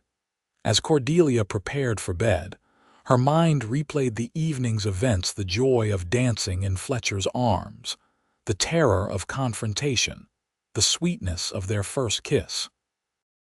Through it all, one realization emerged with crystal clarity. She was falling in love with Fletcher Gallagher, and for the first time in years, that possibility filled her with hope rather than dread. The following days brought significant changes to Cordelia's life. Monday morning found her and Fletcher at the land office, signing papers that transferred ownership of the Ross homestead to Fletcher Gallagher. Howard Hollister seemed pleased with the arrangement, particularly after hearing of the confrontation with Blackwell's men. "Chandler Blackwell won't be happy," the land agent observed as he witnessed their signatures. "But he'll have to accept it. The sale is legal and binding." "What about his men?" Cordelia asked. "They seemed quite determined." "Sheriff Tanner released them this morning with a warning," Hollister replied. "They've left town presumably to report their failure to their employer." Fletcher's expression was resolute. "Blackwell will have to find another way to secure his water needs. The Ross now Gallagher property isn't for sale to him at any price." As they left the land office, documents in hand, Cordelia felt a curious mixture of emotions: relief that the homestead would remain in caring hands, sadness at formally relinquishing her family's claim, and excitement for what the future might hold. "How soon will you move out to the property?" she asked as they walked toward the general store, where Fletcher needed to arrange for building supplies. "By the end of the week, I think," he replied. "There's much to be done before winter comes. The roof needs repair, fencing to be mended, fields to prepare for spring planting." Cordelia hesitated, then voiced the question that had been on her mind. "And what about me? What happens now?" Fletcher stopped walking, turning to face her fully. "That depends entirely on you, Cordelia. You could continue with your original plan to leave Pendleton. You could stay in town. Or, she prompted when he trailed off, or you could help me rebuild what your father started." His eyes held hers steadily. "I meant what I said at the homestead. This is a business arrangement first. The property is legally mine now, but I hope it might become something more in time." Cordelia considered his words carefully. "If I stayed to help, what would that look like? What would people think?" "They would think exactly what they should think, that we are business partners with a proper arrangement." Fletcher smiled slightly. "Mrs. Sullivan has already offered to act as chaperone when needed, and the Millers from the next property over would provide additional propriety." The thoughtfulness of his planning touched Cordelia deeply. Fletcher had considered not just her practical needs but her reputation as well. "You've given this considerable thought," she observed. "I've given you considerable thought," he corrected gently. "Whatever you decide, I want it to be because it's what you truly want, not because of obligation or lack of options." Cordelia looked around at Pendleton's Main Street, the community that had supported her through loss after loss, even when she had withdrawn into her grief. Then she looked at Fletcher, whose steady presence had somehow rekindled her belief in possibilities. "I need time," she said finally. "Not to decide if I'll stay in Pendleton, I will, but to determine what role I want to play in rebuilding the homestead." Fletcher nodded, respecting her need for careful consideration. "Take all the time you need. The offer stands." They continued to the general store, where Fletcher placed orders for lumber, nails, and other supplies needed for repairs. Throughout the transaction, Cordelia found herself imagining the homestead transformed not back to what it had been under her father's care, but into something new. Something that honored the past while building toward the future. Over the next few days, Fletcher made preparations to move to the property, while Cordelia remained at the boarding house, contemplating her options. They met daily, sometimes merely passing on the street with a warm greeting, other times sharing meals or walks as they had before. On Thursday evening, Fletcher called at the boarding house with news. "I've heard from a friend in Helena," he told Cordelia as they sat in the small parlor under Mrs. Winter's watchful eye. "Blackwell has abandoned his efforts to acquire properties in this valley. Apparently, he's found easier prospects near Billings." Relief washed over Cordelia. "So it's over, the threat?" "It appears so. Men like Blackwell prefer paths of least resistance. When they encounter determined opposition, they typically move on to simpler conquests." This news lifted a weight from Cordelia's shoulders, one she hadn't fully acknowledged until it was gone. Without the shadow of Blackwell's interest hanging over them, the future seemed even brighter with possibility. "I've made a decision," she said, meeting Fletcher's inquiring gaze. "I would like to be part of rebuilding the homestead, as your business partner to start with. The rest, we'll see how it develops." Fletcher's smile was radiant. "I was hoping you'd say that. I've already had an idea I wanted to discuss with you." "What sort of idea?" "The main house needs significant work," he explained, "but the old storage shed near the creek is sound. I thought it might be converted into a small cabin for you. That way, you'd have your own space on the property while we work together to restore the main house." Once again, Fletcher's thoughtfulness moved Cordelia deeply. He was offering her independence alongside partnership, respecting her need for both connection and autonomy. "That sounds perfect," she agreed. When would we start? I'm moving out tomorrow. The supplies will be delivered Saturday. Fletcher leaned forward, enthusiasm evident in his voice. With luck and hard work, we could have your cabin ready within 2 weeks. Mrs. Winters, who had been pretending not to listen, interjected from her seat by the window. You'll need proper chaperoning out there, of course. I'd be happy to visit regularly. Thank you, Mrs. Winters, Cordelia replied with a smile. That would be most appreciated. The following morning, Cordelia stood on the boarding house porch, watching as Fletcher loaded the last of his belongings onto a wagon borrowed from the livery. The early September sun cast a golden glow over Pendleton as the town came to life for the day. "You're sure you don't want to come out today?" Fletcher asked as he secured the load. "There's room in the wagon." Cordelia shook her head. "I have arrangements to make here first." "I'll ride out on Monday, as we discussed." Fletcher nodded, understanding her need to transition gradually. "I'll have things ready for your arrival." As he prepared to depart, Cordelia impulsively stepped forward and kissed his cheek. "Be careful out there." His eyes crinkled with pleasure at the gesture. "Always am. Hard to kill, remember." The wagon rolled away, Fletcher lifting his hand in farewell as he guided the team down the street. Cordelia watched until he disappeared around the bend, a strange mixture of anticipation and nervousness fluttering in her chest. The weekend passed in a flurry of activity as Cordelia prepared for her new beginning. She purchased supplies, packed her belongings, and paid visits to those who had supported her through difficult times: the Sullivans, Pastor Miller and his wife, even Howard Hollister. Sunday found her in church, listening to Pastor Miller speak about renewal and second chances. The message seemed particularly fitting, and Cordelia found herself filled with gratitude for the unexpected turn her life had taken. After the service, as congregants gathered outside to socialize, Eliza Sullivan approached with a parcel wrapped in brown paper. "A small housewarming gift," she explained, pressing it into Cordelia's hands. "For your new home." Cordelia unwrapped it to find a set of drawing pencils and a leather-bound sketchbook. Tears pricked her eyes at the thoughtful present. "You mentioned once that you used to love drawing," Eliza reminded her. "Perhaps it's time to rediscover that joy." Cordelia embraced the older woman. "Thank you for this and for your kindness these past difficult months." "You deserve happiness, my dear," Eliza replied softly. "Don't be afraid to reach for it."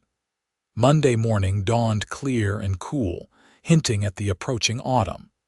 Cordelia dressed in practical clothing for the ride to the homestead, her belongings packed in saddlebags, and a small trunk loaded onto a rented wagon that would follow later in the day. Mrs. Winters fussed over her departure, extracting promises of regular visits to town and reminders about propriety.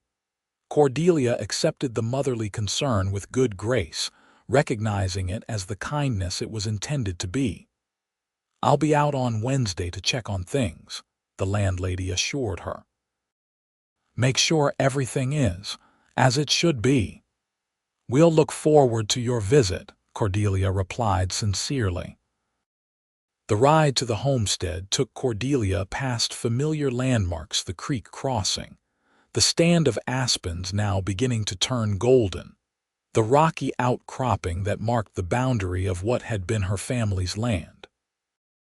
Each stirred memories, but the pain they evoked had dulled, replaced by quiet remembrance and increasingly hope for the future. As she crested the final hill, Cordelia reined in her mare, taking in the scene below. The transformation was already visible, even from a distance. Fletcher had been busy in the days since his arrival. The main house stood as before, but a new outhouse had been constructed nearby, and the old storage shed by the creek was clearly being converted, its roof partially replaced with new shingles. A thin spiral of smoke rose from a recently built stone chimney on the shed, suggesting Fletcher had already made it habitable. Most striking of all was the absence of desolation that had hung over the property after her family's deaths. Somehow, in just a few days, life had returned to the homestead. Fletcher must have heard the approach of hooves, for he emerged from the barn as Cordelia rode into the yard. His face lit with pleasure at the sight of her, and he hurried forward to help her dismount. "Welcome home," he said simply, his hands warm and strong at her waist as he lifted her down. Those two words, spoken with such genuine happiness, dissolved any lingering doubts Cordelia might have harbored. This was right, this new beginning, this partnership, this man whose steady presence had somehow healed parts of her she thought permanently broken. "Show me what you've done," she requested, gesturing toward the partially renovated shed. Fletcher led her proudly to what would be her cabin, explaining his work as they went. "It's not fancy, but it's solid. New roof, chinked the logs, added the chimney. Inside, there's a proper bed, table, chairs, basics to start with." The interior was indeed simple but thoughtfully arranged. A bed with a new mattress stood in one corner, screened by a colorful fabric partition for privacy.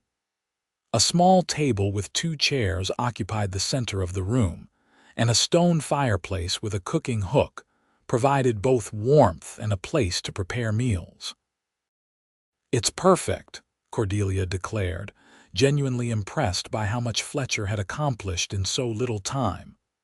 "Not quite perfect yet," he demurred. "Still needs shelves, proper flooring instead of these planks, maybe a window on the eastern wall to catch the morning light."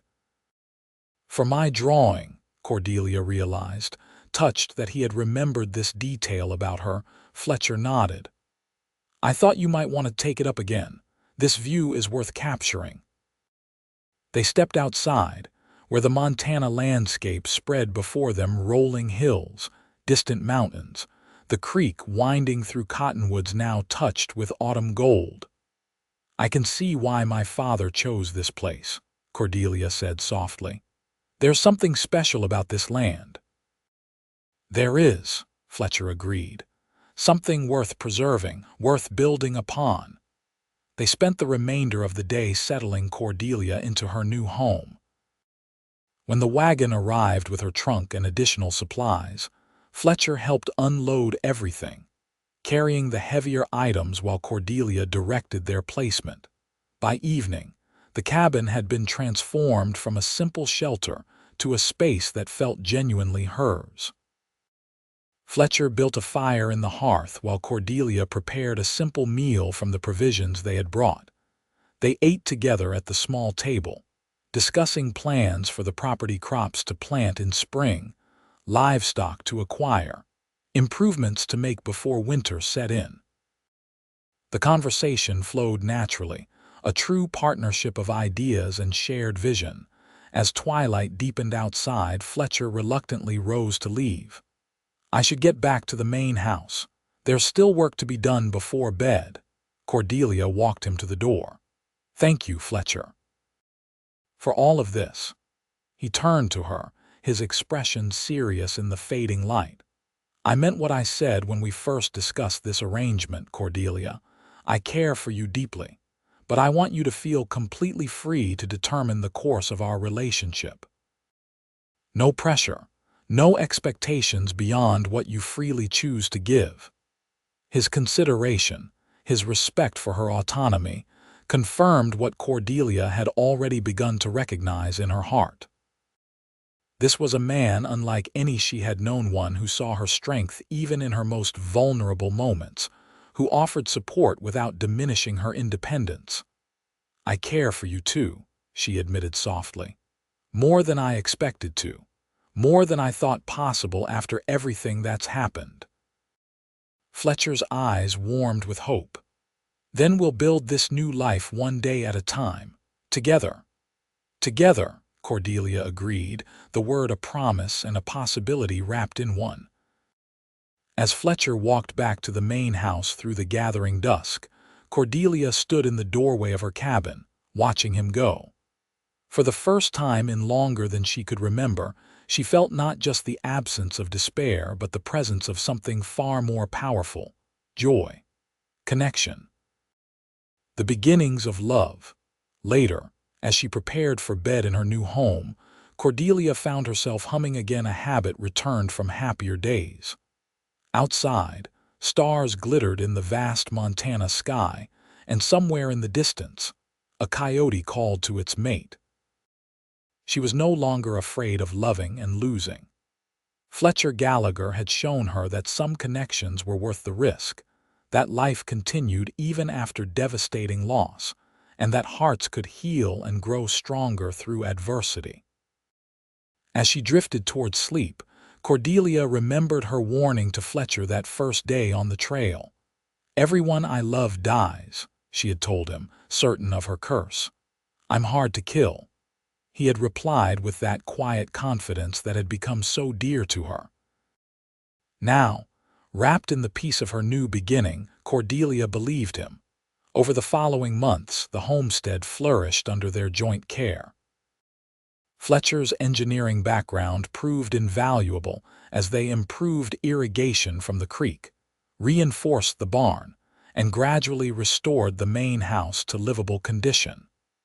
Cordelia's practical knowledge of gardening and household management complemented his skills perfectly. Mrs.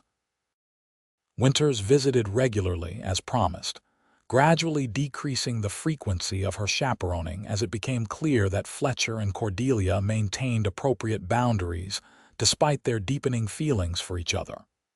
The Sullivans, Pastor and Mrs.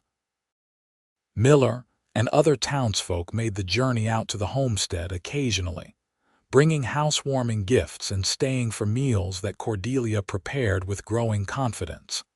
As autumn deepened toward winter, Fletcher and Cordelia established a comfortable routine.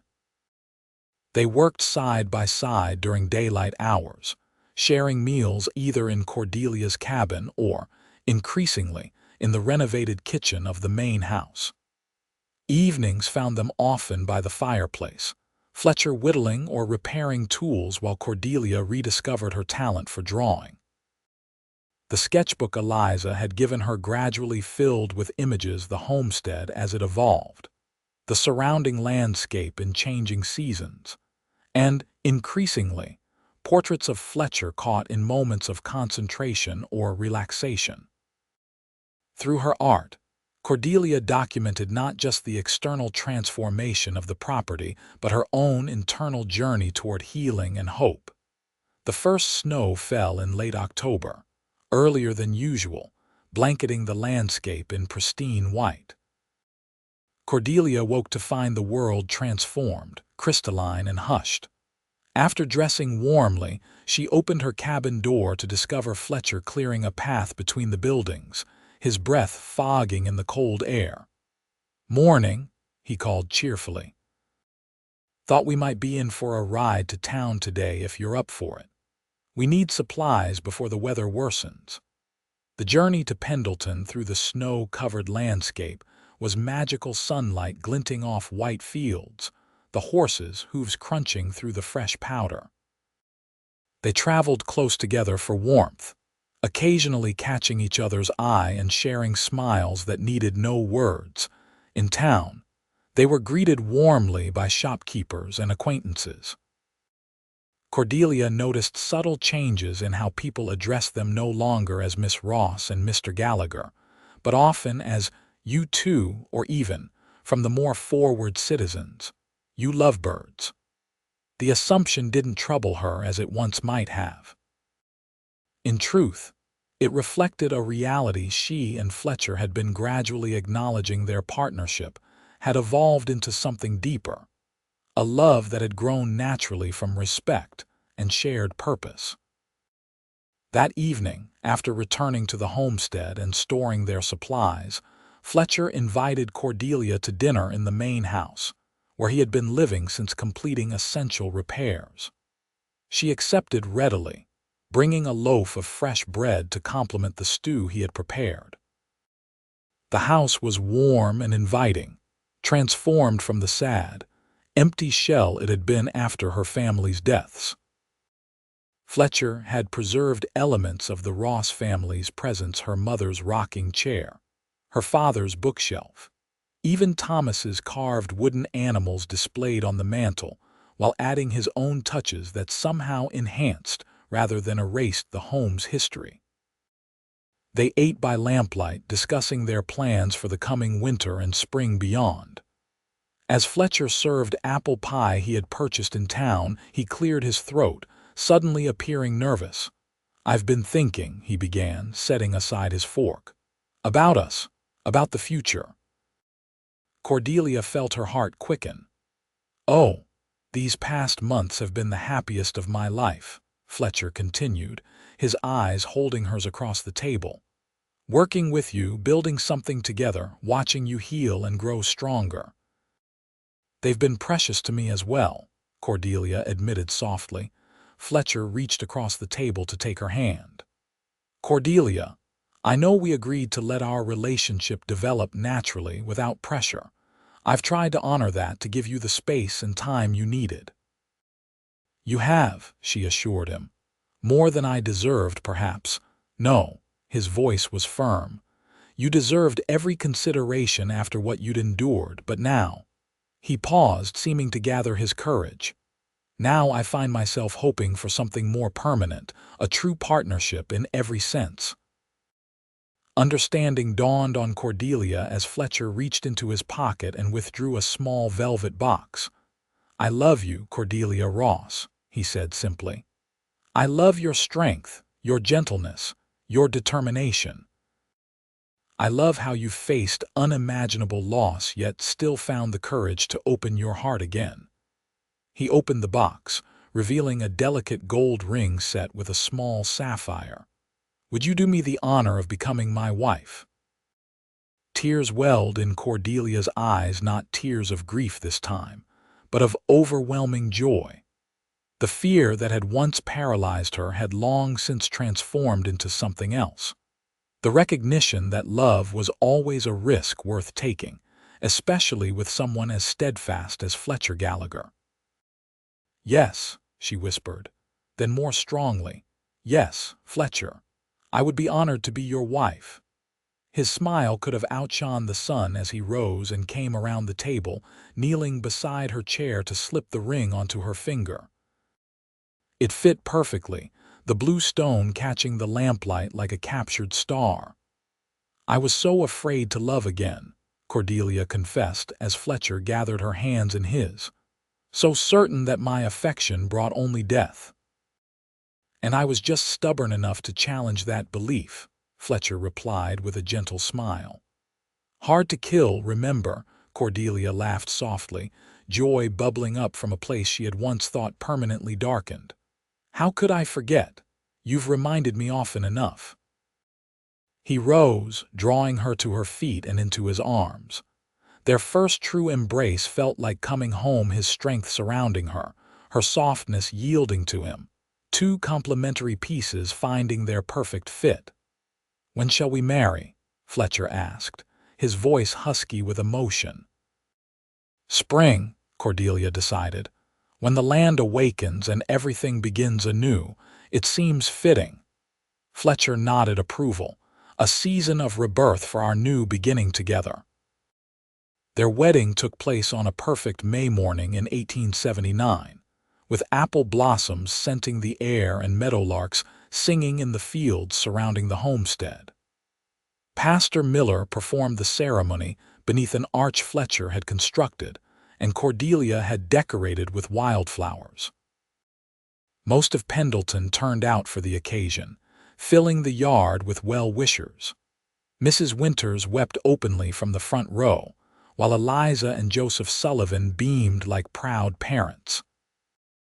Even Howard Hollister attended, bringing news that Blackwell's operations had indeed moved permanently eastward, leaving the valley to prosper under local stewardship. Cordelia wore a new dress of pale blue silk, ordered specially from Helena. Fletcher, handsome in a dark suit, could scarcely take his eyes from her as they spoke their vows beneath the Montana sky that had witnessed both their sorrows and their joys. "I, Fletcher, take you, Cordelia, to be my lawfully wedded wife," he promised in a voice clear and sure. "To have and to hold from this day forward, for better, for worse, for richer, for poorer, in sickness and in health, to love and to cherish, until death do us part." Cordelia's response came from the depths of her healed heart. "I, Cordelia, take you, Fletcher, to be my lawfully wedded husband. To have and to hold from this day forward, for better, for worse, for richer, for poorer, in sickness and in health, to love and to cherish, until death do us part." As Fletcher sealed their vows with a tender kiss, applause erupted from the assembled guests. Cordelia felt tears of happiness on her cheeks, mirrored in Fletcher's own damp eyes. "Mrs. Gallagher," he whispered against her lips, the new name a caress and a promise. The celebration continued throughout the day, with tables set up under the trees for the feast prepared by the women of Pendleton. Children played in the fields, men discussed crops and cattle, women exchanged recipes and advice. Music and laughter filled the homestead that had once known such sorrow. As evening approached, the guests gradually departed, leaving the newlyweds to begin their life together in privacy. Fletcher carried Cordelia across the threshold of the main house, now their shared home in the traditional manner, setting her gently on her feet in the parlor decorated with flowers and candlelight. "Happy?" he asked, his arms still around her waist. Cordelia looked up at the man who had restored her faith in love, in life, in possibilities. "More than I ever thought possible," she answered truthfully. That night, as husband and wife, they discovered new dimensions of intimacy and connection, their bodies expressing what words could only begin to convey. In Fletcher's tender embraces, Cordelia found not just passion but profound acceptance and belonging. Afterward, lying in his arms as moonlight filtered through the curtains, Cordelia traced the scars on Fletcher's body, the tangible evidence of his remarkable resilience. "You truly are hard to kill," she murmured, pressing a kiss to the arrow wound on his arm. Fletcher chuckled, the sound vibrating pleasantly against her cheek. "Told you so." Their life together unfolded with the rhythms of the seasons. The homestead prospered under their joint care, expanding gradually as they acquired additional livestock and improved the land. Fletcher's engineering skills and Cordelia's artistic eye combined to create a property both functional and beautiful. Their first child, a son they named William Thomas Gallagher, arrived the following spring, a healthy, strong boy with his father's determined jaw and his mother's expressive eyes. 2 years later, a daughter joined the family, Emma Grace, with copper curls and a smile that could charm birds from trees. Cordelia discovered that motherhood, while challenging, brought a fulfillment she had never imagined possible. Fletcher proved himself an attentive, loving father, as steady in this role as he was in all aspects of his life. Through the years, the homestead became a gathering place for the community, hosting harvest festivals, Christmas celebrations, and summer picnics. The Gallaghers' reputation for generosity and fairness spread throughout the region, drawing like-minded settlers who valued cooperation over competition. Cordelia's artistic talents flourished as well. What began as personal sketches evolved into commissioned portraits, landscapes sold in Helena's growing art market, and eventually illustrations for books about Montana territory. Fletcher built her a proper studio adjoining their home, where she could pursue her passion while remaining connected to family life. Their partnership deepened with passing years, each challenge faced together strengthening the bond between them. When drought threatened their crops, they innovated with irrigation. When illness swept through the community, they opened their home to those needing care.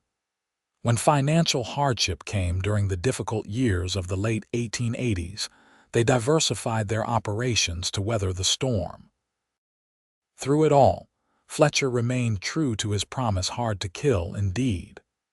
Though life in the Montana Territory presented countless dangers, he faced each with the same steady courage that had first drawn Cordelia to him. And she, once convinced that everyone she loved was doomed, found instead that love could flourish and endure against all odds. On their 20th wedding anniversary in 1899, with their children nearly grown and the homestead transformed into a prosperous ranch, Cordelia and Fletcher stood together on the porch of their expanded home, watching the sunset paint the Montana sky in hues of gold and crimson. "Do you ever think about that day we met?" Fletcher asked, his arm around her waist. Gray now touched his temples, and lines of experience marked his face, but his eyes held the same warmth they always had. "Often," Cordelia admitted, leaning against his solid strength. At 42, she retained the beauty of her youth, enhanced by the confidence and serenity hard-won through a life fully lived. "I was so lost then, so certain I was cursed." Fletcher kissed her temple, where a faint scar remained from that long-ago saloon brawl. "And I was just stubborn enough to challenge that belief." "Thank God for your stubbornness," Cordelia replied with a smile. "It saved us both." From inside the house came the sounds of their family, William discussing cattle prices with a neighbor's son, Emma playing the piano Fletcher had ordered from St. Louis for her 16th birthday. The life they had built together surrounded them, rich with connection and purpose. "I love you, Fletcher Gallagher," Cordelia said, turning in his arms to face him. "More today than yesterday, less than tomorrow." Fletcher's smile remained as potent as ever, crinkling the corners of his eyes in the way that still made her heart skip. "And I love you, Cordelia Gallagher. Always have, always will." As twilight deepened into night, they remained on the porch, talking softly of memories shared and dreams still unfolding. The stars emerged one by one, eternal witnesses to a love that had transformed sorrow into joy, fear into courage, and two separate journeys into one remarkable shared path. The curse Cordelia had once feared had proven powerless against the steadfast heart of a man who refused to be frightened away. And in choosing love despite her fears, she had found not death but abundant life, a legacy of connection that would endure long after they were gone. "Everyone I love dies," she had warned the cowboy that fateful day. "I'm hard to kill," he had replied, and he had been right in more ways than either could have imagined. For in their love, something indestructible had been created, something that would outlast even death itself.